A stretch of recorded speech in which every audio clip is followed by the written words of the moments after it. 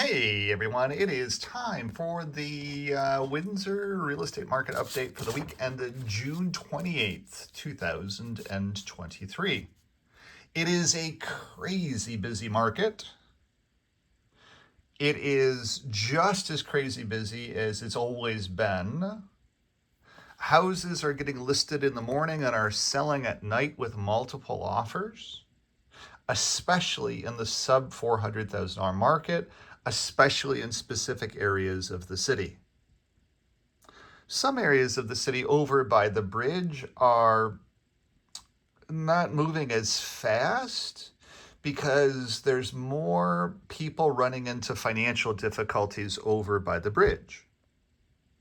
And they've borrowed and leveraged so high that they owe more than what the house is technically physically worth. There's currently a house that I was just looking at today over on Tournière that will be taken off of the market because the seller is going into foreclosure and she needs to sell it for 420 or she can't sell it at all.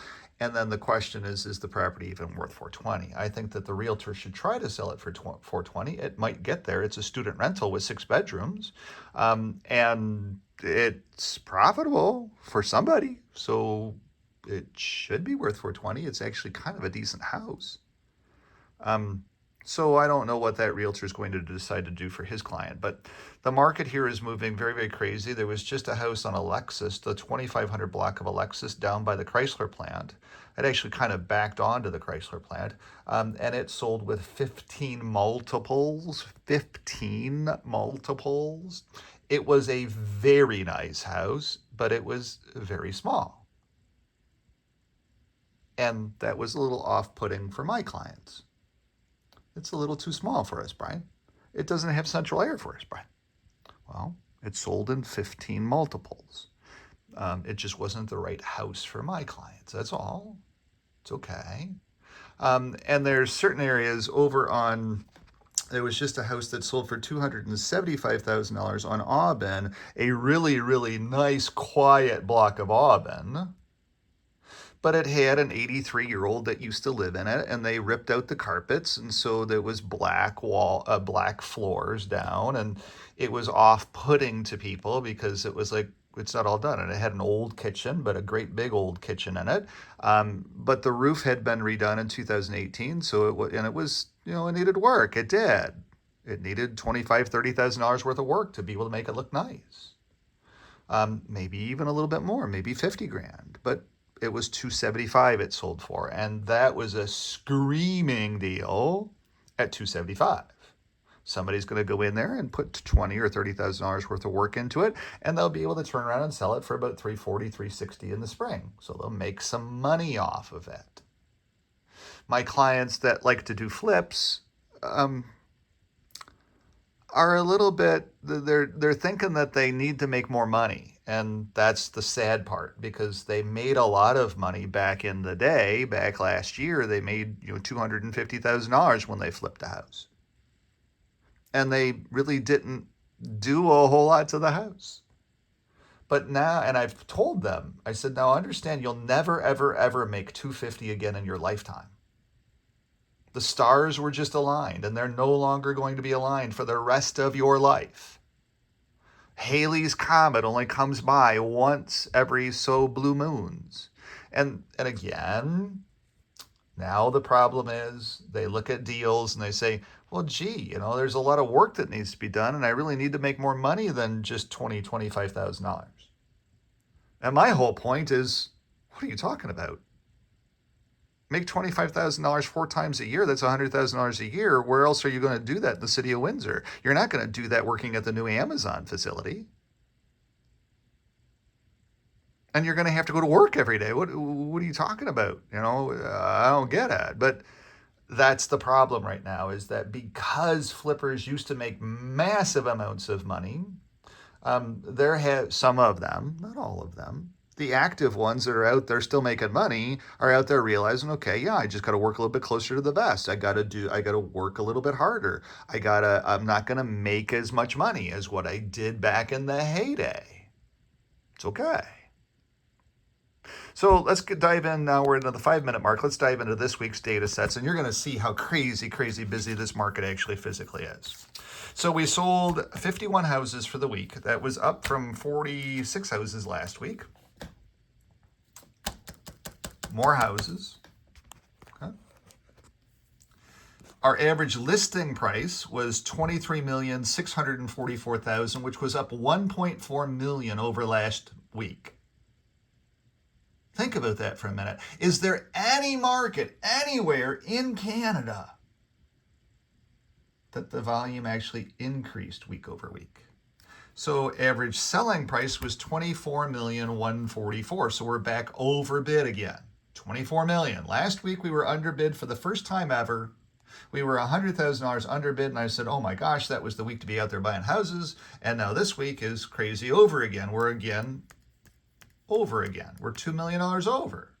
So last week at this time, we sold $22 million worth of houses. This week, we sold $24 million worth of houses. $2 million more houses sold this week.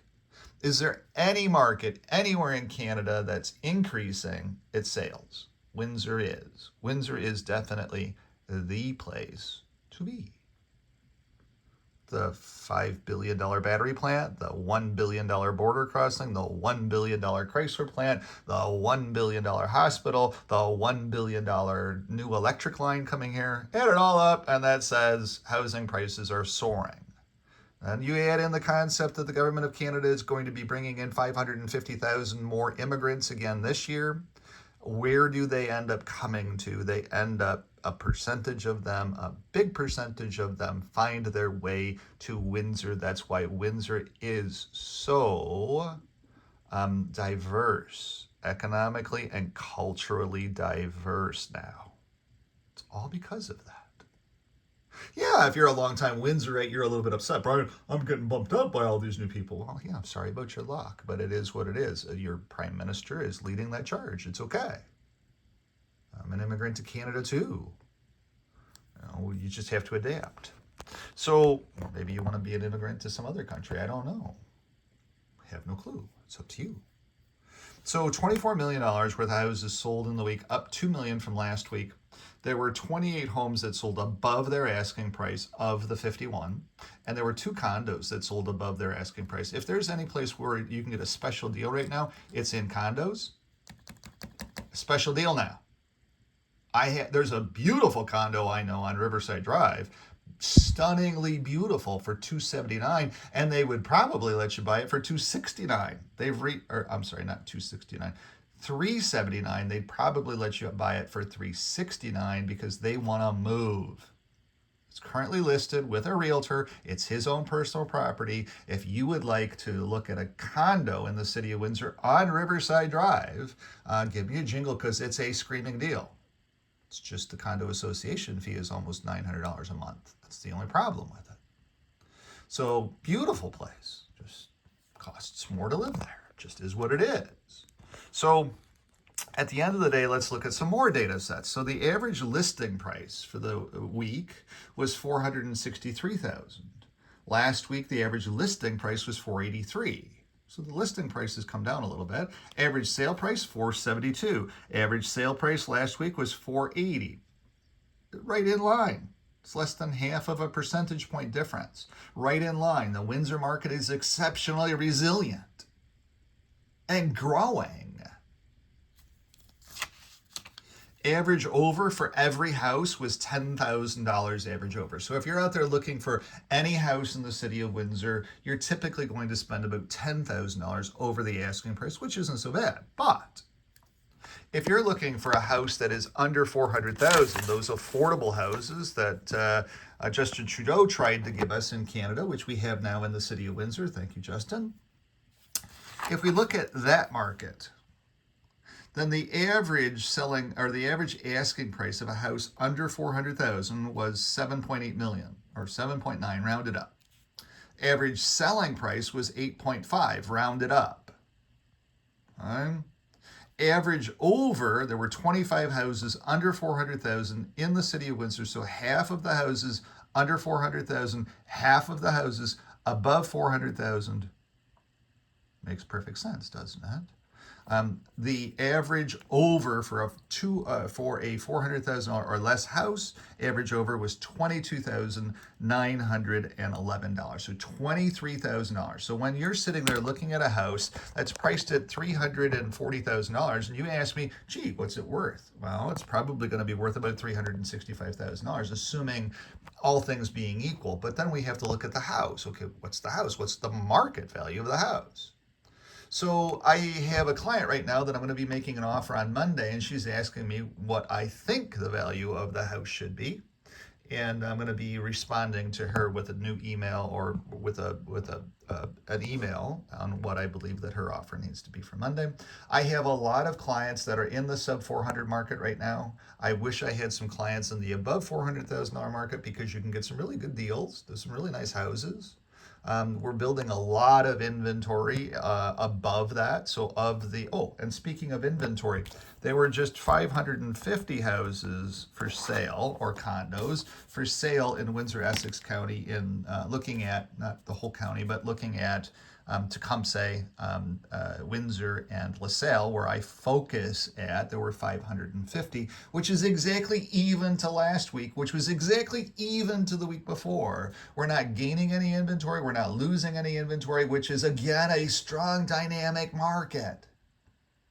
So when you read those articles about the real estate market being sucky, those are national articles. They're articles about the broad United States in many cases, to be honest with you.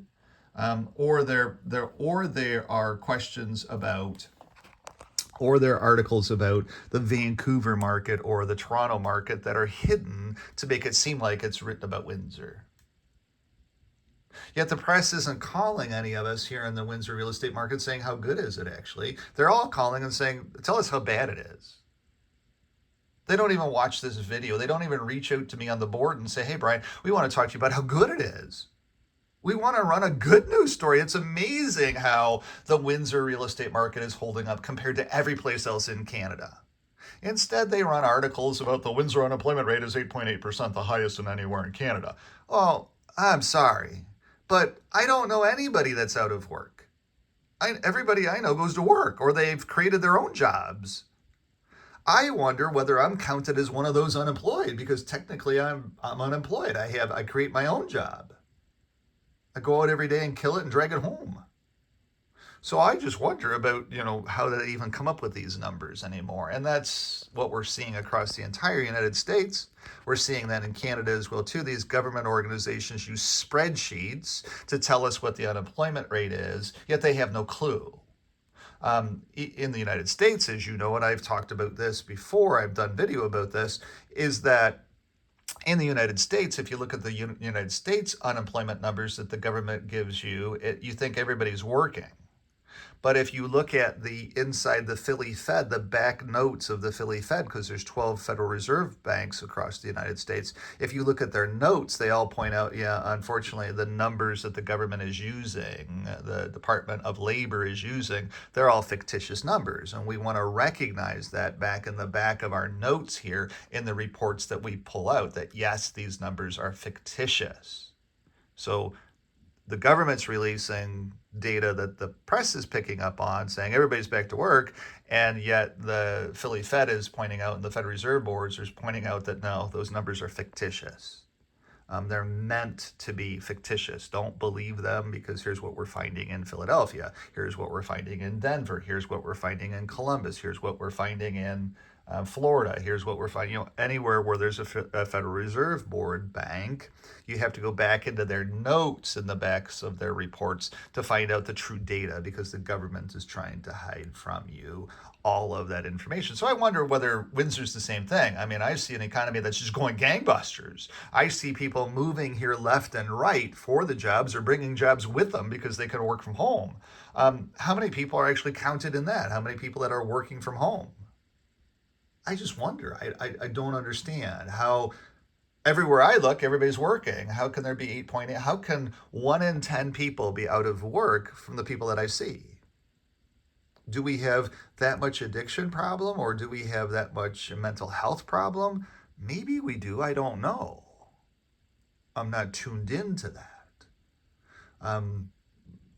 So I don't know what that answer is. I know we've had some very, very serious problems with fentanyl deaths. They're constantly increasing because the government isn't doing a very good job of stopping illegal drugs from coming into the government, from the country. But that's not part of the Windsor real estate market. The real fact is that houses in Windsor are selling with 15 offers, like the house on Alexis. The real fact is that the data set is exceptionally strong week over week over week. The real fact is that our inventory is not growing, our inventory is not shrinking. We are a strong, resilient market.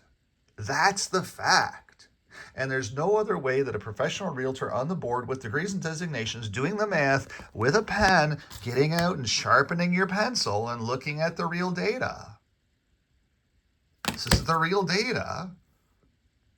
Things are really, really awesome in the city of Windsor. You should be moving here. So if you're thinking about buying a house in the city of Windsor, if you're thinking about retiring to the South Beach of Canada, there's more than enough space for you here too.